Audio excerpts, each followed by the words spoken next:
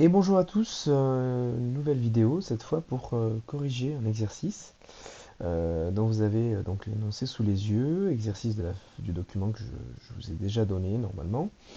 Je vous conseille d'essayer de les faire d'abord tout seul, et éventuellement vous mettrez la vidéo sur pause, et puis ensuite vous regarderez la correction. Alors, en tout cas, moi je commence tout de suite.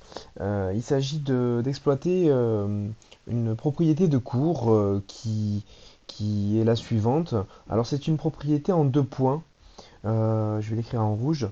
Une propriété en deux points, mais ici on va utiliser essentiellement le premier point, à savoir le fait que exponentielle a est égal à exponentielle b. Ça équivaut, j'avais mis ici et seulement si, je vais mettre ici la double flèche qui veut dire la même chose. A égale B.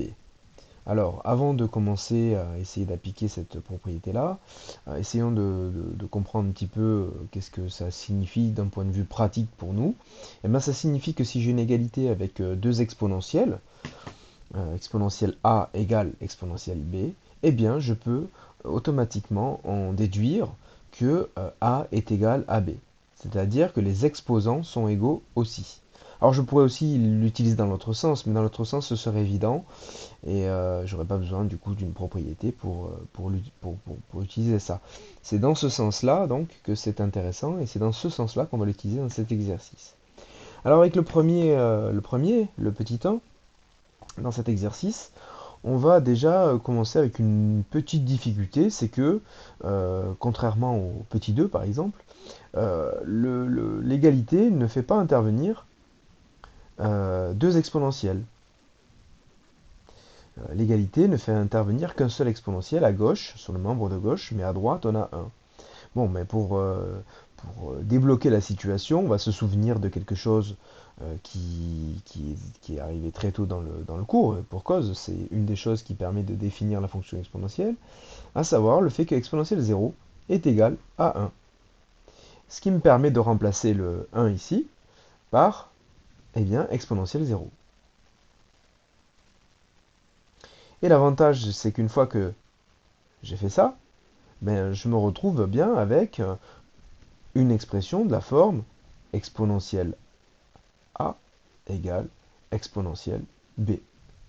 Et donc, du coup, je peux sans souci remplacer tout ça par 3 moins x égale 0. Le a, c'était 3 moins x, le b, c'était 0, et exponentielle a égale exponentielle b équivaut à a égale b, c'est-à-dire 3 moins x égale 0. Et une fois que ça c'est fait, eh bien, on peut finir d'isoler le x. J'aurais tendance à le faire de cette façon-là, c'est-à-dire à me débarrasser du moins x à gauche, ça le fait apparaître à droite en faisant plus x plus x. Voilà, plus x des deux côtés de l'égalité du coup. Et donc on obtient comme solution, l'ensemble des solutions, c'est singleton 3. Donc voilà, donc vous avez avec ce premier exemple une idée de ce que nous aurons à faire dans les différents exemples à traiter dans cet exercice. Je vais faire le 2 ici. Alors, euh, l'énoncé 2x carré plus 3 en exponentielle sur le premier membre et exponentielle 7x sur le deuxième membre. Alors là, il n'y a pas à se poser de questions, on est tout de suite sur une égalité entre deux exponentielles, aucun frein à l'utilisation de l'expression, enfin de la propriété qui est là. On peut directement en déduire avec ce A là, hein, et ce b là,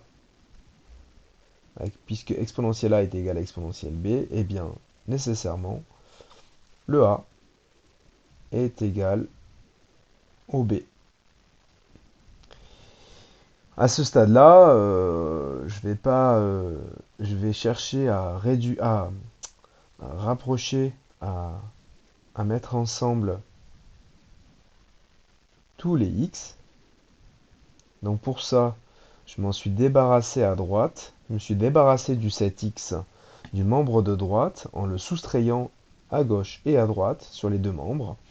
Et donc j'obtiens cette équation-là. Et alors là, il ne faut pas passer à côté, hein. C'est pour ça qu'on a traité le chapitre il y a quelques temps, en début d'année. Là, il faut reconnaître tout de suite une équation du second degré. Ax carré plus bx plus c égale à 0. Donc évidemment, on va se lancer directement dans le calcul du discriminant. Donc le discriminant est delta égale le b au carré, donc ça sera moins 7 au carré, plus, n'importe quoi, pardon, moins 4 fois A, donc fois 2, fois C, donc fois 3. Voilà. Alors ça fait 49, moins 7 au carré, 49. 4 fois 2, 8, fois 3, 24. Voilà.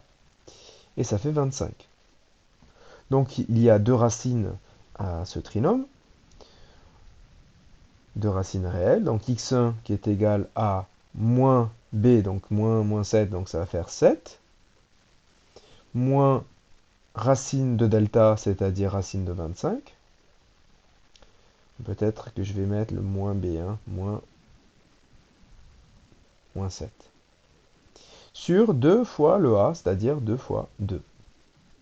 Donc ça fait 7, moins racine de 25, ça fait 5. Ça va faire 2, divisé par 4. 2 fois 2, 4. Et du coup, ça fait 2 quarts ou encore un demi. Voilà. Voilà. Et du coup, la deuxième racine, x2, eh bien, ça va faire, alors je vais aller un petit peu plus vite, moins 7, ça va faire 7, on a dit. Moins racine de 25, et bien là, ça devient plus racine de 25, c'est-à-dire plus 5. Donc, ça fera 12 sur 4. Donc ça fait 12 sur 4, c'est-à-dire 3. Et donc finalement, les solutions de l'équation de départ sont aussi les solutions de ce trinôme, qui elles-mêmes sont, je vais l'écrire comme j'ai l'habitude de l'écrire, S égale, l'ensemble des solutions, c'est S égale, donc 1 demi et 3. Voilà. Allez, on passe au suivant. Je vais écrire ça ici. Alors, le 3, peut-être un petit peu plus difficile que les autres. Euh, alors, attendez.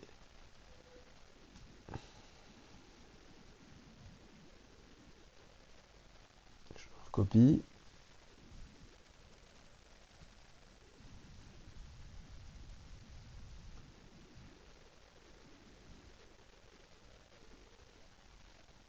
Voilà. Alors bon, celui-là est un petit peu particulier. D'abord parce que on est loin de... Alors, attendez, je vais mettre des séparations parce que sinon ça va être un petit peu fouillis. Hop, voilà.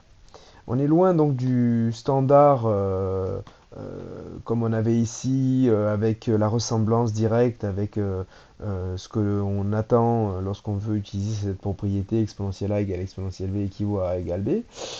Et bon, il y a plein de choses qui nous en empêchent. On a d'abord l'exponentielle ici qui est on va dire au dénominateur dans un quotient.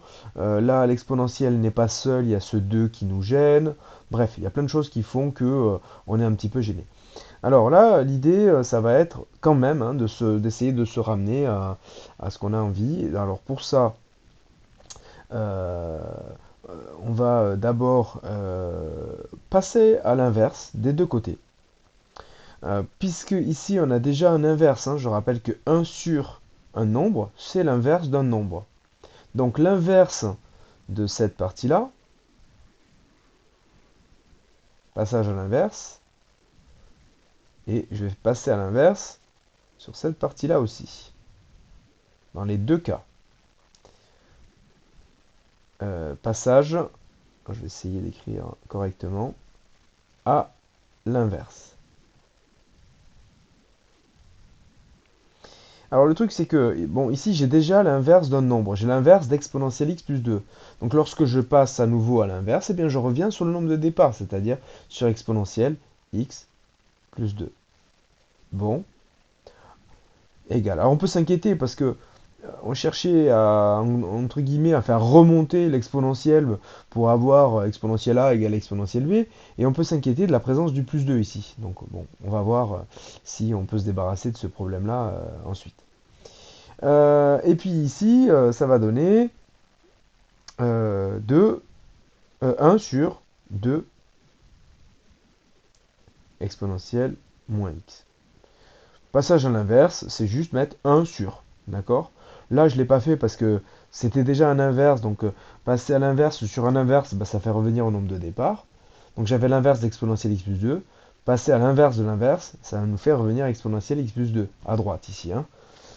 Je le montrais avec mon stylet, mais je sais que le curseur n'apparaît pas j'utilise le stylet. Du coup, je disais l'inverse d'exponentielle x plus 2, c'est 1 sur exponentielle x plus 2. Donc si je repasse à l'inverse, ben, j'obtiens exponentielle x plus 2. En revanche, ici, ben, l'inverse, c'est 1 sur le nombre. Donc 1 sur tout ça. Donc ensuite, ici, je ne vais pas pouvoir faire grand-chose. Donc je ne vais pas toucher pour l'instant. Et là, je vais comment expliquer? Je vais couper, entre guillemets, cette fraction en deux en l'écrivant de cette sorte. Voilà. Alors attention, ce n'est possible que parce que j'ai un produit entre le 2 et l'exponentielle. Très bien. Donc du coup, le fait de faire ça va me permettre d'utiliser une propriété algébrique ici, sur cette partie-là. Et je vais l'écrire en rouge en face. La propriété algébrique, c'est le fait qu'exponentielle moins x c'est égal à 1 sur exponentielle x. Mais du coup, c'est vrai aussi dans l'autre sens. C'est-à-dire que 1 sur exponentielle moins x, c'est égal à exponentielle x. Je vérifie juste une chose, parce que je vois que le curseur... oui, non, ça marche toujours. Donc je disais 1 sur exponentielle moins x va être remplacé, on va le remplacer par exponentielle x. Donc ça fait 1 demi... zut. 1 demi de exponentielle x, parce que ça, c'est devenu exponentielle x. D'accord? C'est ce que j'ai écrit à droite. Égale exponentielle x plus 2. Ok, très bien. Bon, alors là, je peux toujours m'inquiéter. Alors, vous avez vu quand même, cet exemple-là nous fait pas mal travailler. On a pas mal de choses à faire et à penser. C'est un exemple un petit peu plus difficile, hein. Il était peut-être pas forcément à sa place en troisième exemple, mais bon, tant pis. Et donc ensuite, je vais tout regrouper ensemble. En tout cas, je vais regrouper les deux exponentielles. Alors c'est pas habituel, hein, puisque c'est pas trop ce qu'on faisait sur les autres exemples. Mais comme c'est exponentielle x et que c'est exponentielle x dans les deux cas, je vais les regrouper ensemble.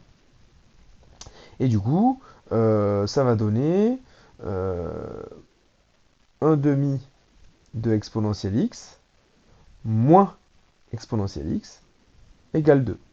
D'accord? J'ai soustrait exponentielle x des deux côtés pour me débarrasser de cette exponentielle x à droite.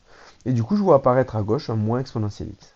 Alors pourquoi faire ça? Eh bien parce que en faisant ça, j'ai deux termes exponentiels que je vais pouvoir réduire en un seul. Ici, c'est comme si j'avais 1 exponentielle x. Donc 1 demi exponentielle x moins 1 exponentielle x, eh bien c'est égal à 1 demi moins 1, c'est-à-dire moins 1 demi exponentielle x. Ces deux termes-là se réduisent à ce seul terme en exponentiel. 1 demi exponentielle moins une fois exponentielle, eh bien ça donne moins 1 demi fois exponentielle égale 2. Bon, alors ce que je vais chercher à faire, c'est me débarrasser maintenant du moins 1 demi. Pour me débarrasser du moins 1 demi, je vais multiplier des deux côtés par moins 2. Alors pourquoi par moins 2? Parce que déjà par 2, ça va me débarrasser du demi. Donc je vais faire au minimum des deux côtés fois 2. Fois 2, ça va me permettre de me débarrasser du demi. Mais il y aurait le moins qui resterait. Et pour me débarrasser du moins, ben, je vais multiplier par moins 2 des deux côtés. Parce que moins par moins, ben, ça me donnera plus. Du coup, il va rester exponentielle x à gauche Et à droite, bah, ça va faire moins 4. Et alors là, on se dit, mais quoi faire en fait? Euh, Est-ce que je peux adopter la même stratégie que tout à l'heure lorsque j'avais exponentielle x égale 1, où j'ai remplacé le 1 par exponentielle 0 pour pouvoir utiliser exponentielle a égale exponentielle b? La réponse, c'est j'aurais peut-être pu faire ça dans d'autres circonstances, quoique en première ça aurait été délicat parce qu'il nous manque des connaissances, mais de toute façon ici il n'y a pas à se poser de questions. Parce qu'on a une autre propriété qui est très importante dans le cours, qui dit, et je vais l'écrire en rouge, la réécrire en rouge, exponentielle x est strictement positif, quel que soit le x. D'accord? C'est la propriété 3 dans le cours. Et du coup, partant de cette propriété-là, comment est-il possible qu'exponentielle x puisse être égale, comment est-il possible qu'exponentielle x puisse être égale à moins 4? Eh bien, la réponse c'est que ce n'est pas possible. C'est impossible. C'est impossible. Et du coup, si c'est impossible, eh bien ça signifie que cette équation n'a pas de solution. Et que son ensemble de solutions, c'est celui qu'on appelle l'ensemble vide. Vous avez tendance à dire souvent le rond barré, que en fait c'est l'ensemble vide. D'accord? Je répète, exponentielle x ne peut pas être égal à moins 4, parce que moins 4 c'est négatif. Exponentielle x ne peut qu'être strictement positif. Et du coup, ici, pas de solution, c'est l'ensemble vide. Voilà. Bon, les exemples suivants seront un petit peu plus faciles à traiter. On va aller chercher l'énoncé. Je vais les descendre un petit peu pour que je puisse plus facilement y accéder aux énoncés. Hop, je vais venir ici. Voilà. Très bien. Alors, le quatrième, maintenant, ce sera beaucoup plus simple, si ce n'est que, bon, on aura peut-être la difficulté de ne pas savoir forcément résoudre des équations du troisième degré. Je vais vous expliquer pourquoi je parle de troisième degré. Alors là, on est tout de suite sur quelque chose de la forme exponentielle a égale exponentielle b. Et donc, je dis que ça équivaut tout de suite à a égale b. Bon, alors après, c'est vrai que ce genre d'équation, c'est pas forcément, ce sont des choses un petit peu en marge des programmes, mais du coup, quand on réfléchit un petit peu, on se rend compte que, bon, d'abord, on constatera que 2 au cube, ça fait 8, déjà, pour commencer. Et en fait, quand on réfléchit un petit peu, on va se rendre compte qu'il y a une autre solution que 2. Du coup, 2 est solution, hein, puisque 2 au cube, ça fait 8. Mais du coup, on se rend compte que moins 2 aussi. Non, pardon, je dis une bêtise. Ça sera la seule, justement. Ça sera la seule. Parce que on pourrait justement avoir tendance à penser à moins 2. Parce que on sait que pour les carrés, par exemple, lorsqu'on a un nombre qui donne un carré, son opposé, c'est-à-dire moins le nombre, donne aussi le même carré. Mais du coup, avec les cubes, ça marche pas tout à fait de la même façon, parce que lorsqu'on prend un nombre négatif et qu'on le met au cube, eh bien le résultat sera négatif. Et donc du coup, si je prends moins 2 au cube, ça va pas faire 8, ça va faire moins 8. Donc finalement, cette équation-là n'aura qu'une solution, à savoir le 2. Et donc l'ensemble des solutions, c'est le singleton 2. Voilà. Donc celle-ci était assez rapide. La 5, bon, ça va être un petit peu délicat. C'est pas tellement le démarrage qui va poser problème, c'est le fait que, donc on a bien quelque chose de la forme exponentielle a égale exponentielle b, mais après avoir utilisé la propriété qui nous amène à a égale b, donc x plus 1 égale 1 sur x, les exposants sont égaux, on ne reconnaît aucun type d'équation qu'on a l'habitude de résoudre. En tout cas, qui appartient au cas classique. Du coup, il va falloir travailler. Alors là, l'idée, euh, c'est de tout rapprocher, tout mettre ensemble, rapprocher les x, en faisant en sorte d'avoir 0 à droite, donc de se débarrasser du 1 sur x. Et ensuite, il faudra mettre au même dénominateur. Donc, x plus 1 bouge pas. Je soustrais 1 sur x des deux côtés, ce qui le fait disparaître à droite et ce qui le fait apparaître à gauche. Ça fait égal à 0. Et ensuite, on met au même dénominateur. Alors pour ça, je vais utiliser de la couleur. Ça revient à mettre sur 1 ici, à faire fois x pour avoir le même dénominateur que le 1 sur x.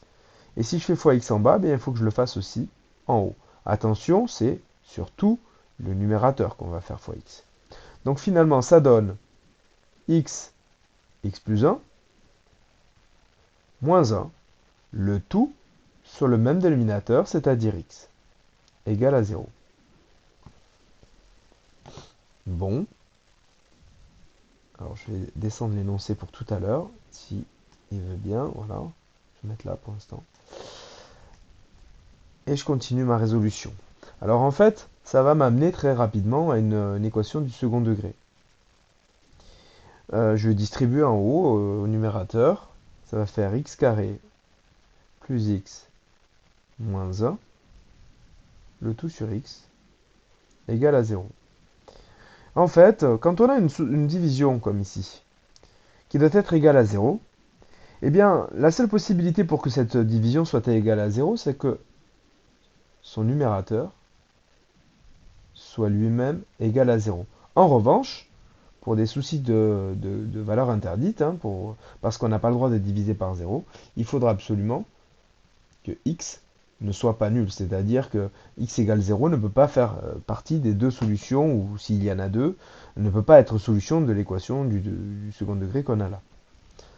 Donc on va être amené à nouveau à utiliser ce que l'on sait faire, c'est-à-dire le calcul du discriminant, donc le delta, ça va faire 1 au carré, ici le A, hein, le B, pardon, c'est un 1 qu'on ne voit pas, hein, qui est là, moins 4 fois A, c'est-à-dire 1 aussi, fois C, alors attention, le C, c'est moins 1. Donc, moins 1. Ce qui fait que ça va faire un plus, hein. On a un moins ici devant le 4, et puis on a ce moins là. Les deux sont multipliés, donc ça va faire un plus. Donc au final, ça va faire 5, tout ça. 1 plus 4, donc 5. Bon, ça signifie que contrairement à tout à l'heure, on va avoir une racine carrée de 5 là dans les racines, dans les solutions, qui bon, va faire que les solutions ne sont pas très jolies, mais c'est pas très grave. Donc l'équation admettra deux solutions. X1 qui va être égal à moins b, c'est-à-dire moins 1, moins racine de delta, c'est-à-dire moins racine de 5, sur 2 fois a, c'est-à-dire 2, parce que ici le a c'est 1. Et l'autre, ça va être x2 égale moins 1 plus racine de 5 sur 2. Bon, pas très joli, mais c'est pas grave. On conclut en disant que les solutions de l'équation de départ, hein, c'est-à-dire que ce sont les solutions de cette équation-là ou de celle-là, mais ce sont aussi les solutions de l'équation qu'on avait au départ, celle avec les exponentielles. Eh bien, ce sont ces deux nombres-là, à savoir moins 1 moins racine de 5 sur 2 et moins 1 plus racine de 5 sur 2. Voilà.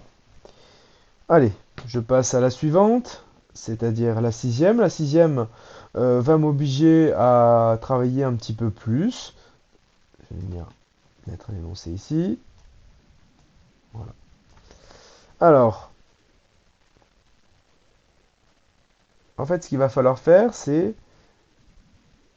faire en sorte que le membre de droite, qui est un petit peu compliqué, hein, il y a exponentielle 2 à la puissance 3 fois exponentielle moins x, va falloir tout regrouper en un seul exponentiel. Et pour ça, on va utiliser des propriétés d'exponentielle, les propriétés de calcul. La première que je vais aller chercher, je vais la noter ici, la forme générale, c'est celle-là. C'est celle qui dit que exponentielle x puissance n, c'est pareil que exponentielle de nx. Dans le cours, elle est écrite dans l'autre sens, c'est-à-dire que j'ai commencé par exponentielle nx, et j'ai mis que c'était égal à exponentielle x puissance n. Je vais l'utiliser pour ça. Ça va donner exponentielle du produit des deux, du coup. Exponentielle 2 à la puissance 3, ça va faire exponentielle de 2 fois 3, c'est-à-dire exponentielle 6, fois exponentielle moins x. Et dans un deuxième temps, je vais utiliser notre propriété d'exponentielle, que l'on a dans le théorème, en fait, qui dit que exponentielle de x plus y, c'est égal à exponentielle x fois exponentielle y, sauf que je vais l'utiliser dans l'autre sens, c'est-à-dire de là vers là. Ici, j'ai un produit de deux... Mince, pardon, c'est pas ce que je voulais faire. j'ai ici un produit de deux exponentielles, eh bien je vais pouvoir l'écrire 6 moins x. C'est-à-dire 6 plus moins x. Donc 6 plus moins x, ça fait 6 moins x. Tout ça étant toujours égal, hein, au départ, à exponentielle x carré. Et à ce moment-là, je me suis bien ramené à quelque chose de la forme exponentielle a égale exponentielle b. Donc à nouveau, ce que je cherchais à obtenir. Hein, et donc je peux du coup en déduire que x carré, donc le a, doit être égal au b.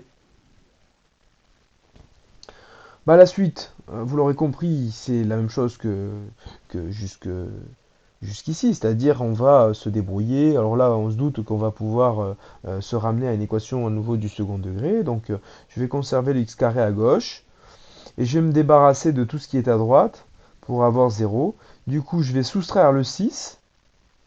Le 6, du coup, disparaît et devient moins 6 à gauche. Et le moins x, j'ajoute plus x des deux côtés, ce qui fait que ça donne plus x.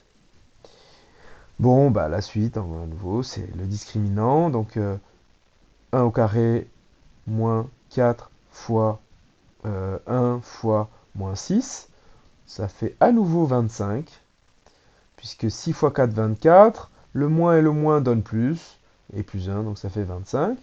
Donc notre équation a deux solutions réelles. x1 égale moins b, donc ici moins 1, moins racine de 25 sur 2a, donc sur 2.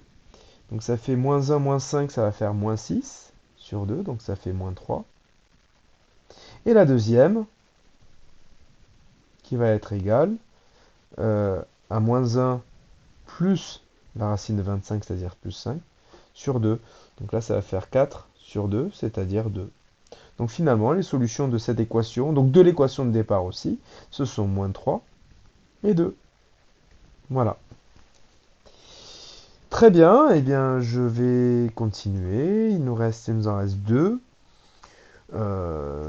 qui se traitent à peu près de la même façon. La suivante, ça va être assez rapide puisque il s'agit de quelque chose qui est ressemblant. Exponentielle x carré égale exponentielle x moins 2. Là, on est directement sur quelque chose de la forme exponentielle a égale exponentielle b. Donc on peut directement écrire que ça équivaut à x carré égale x moins 2. On regroupe tout. C'est-à-dire que on se débarrasse du x moins 2 à droite pour qu'on ait 0, ça va revient à soustraire le x, ajouter le 2. Et du coup, ils apparaissent tous les deux à gauche avec des signes contraires. Et on calcule le delta.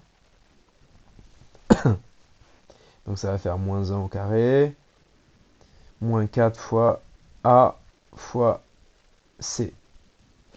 Et là, bon, ben, on obtient, et c'est plutôt avantageux pour nous, parce que du coup, on va pouvoir s'arrêter là, un delta négatif, ce qui veut dire qu'ici, il n'y a pas de solution. S'il n'y en a pas pour le trinôme qu'on avait ici, x carré moins x plus 2, eh bien non, ça veut dire qu'il n'y en a pas non plus pour l'équation de départ, c'est-à-dire celle avec les exponentielles. Donc c'est le vide, l'ensemble des solutions. On va terminer avec la dernière, qui va être pas tout à fait du même genre, qui va être assez rapide aussi. Donc je vais descendre l'énoncé. Voilà. Alors l'énoncé, cette fois, c'est exponentielle 2x moins exponentielle x moins 2 égale 0. Bon, là, on n'a pas tout à fait quelque chose de la forme exponentielle a égale exponentielle b, mais il s'agit de se débarrasser de l'exponentielle de x moins 2, par exemple, en conservant l'exponentielle de x à gauche.